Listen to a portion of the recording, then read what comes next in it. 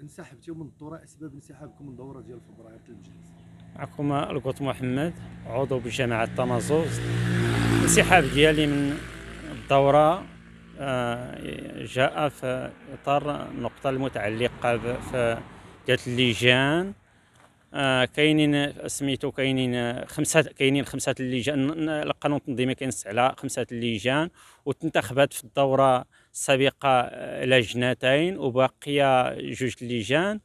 ودابا كنتفاجئوا بان راه 2 اللجان اللي مبرمجين في جدول الاعمال. وفاش سولنا السيد الرئيس على مآل اللجنه الخامسه اللي هي اللجنه ديال برنامج عمل، حين كما قلت القانون التنظيمي كينص على 5 اللجان.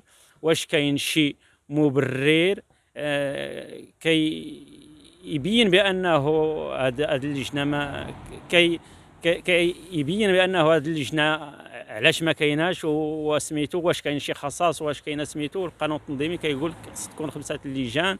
وهذا الشيء خارق للقانون، والقانون التنظيمي كما قلت كنص على 5 اللجان، وكاينين 4 اللجان. وهذا الشيء وهذا هو السبب ديالي الانسحاب ديالي من النقطه الاخيره في جدول اعمال الدوره. تعليقكم على منع الصحافه من تغطيه الدوره؟ كما تبعتوا الاخوان، التعليق ديالي على منع الصحافه كل ما المجلس جا بغى يناقش المشاكل ديال الساكنه وسميتو الهموم ديال الساكنه، كيمنع الرئيس الصحافه بسبب الله اعلم.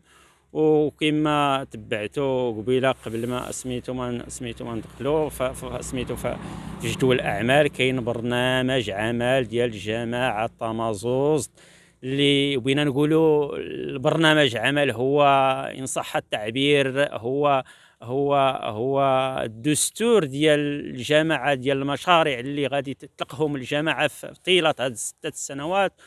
وخص الصحافه تحضر باش يكون واحد التنوير ديال الراي العام ديال الساكنه، شنو تدار وشنو غيتدار. وبينا نوضحوا للناس الساكنه، حتى حنا كنمثلوا الساكنه، وبينا نوضحوا للناس شنو تدار وشنو غنديروا في السنه الاولى والثانيه والثالثه لنهايه الولايه. ومع الاسف كما تبعتوا الاخوان ان السيد الرئيس اضطر باش يدير جلسه مغلقه. علاش الله اعلم.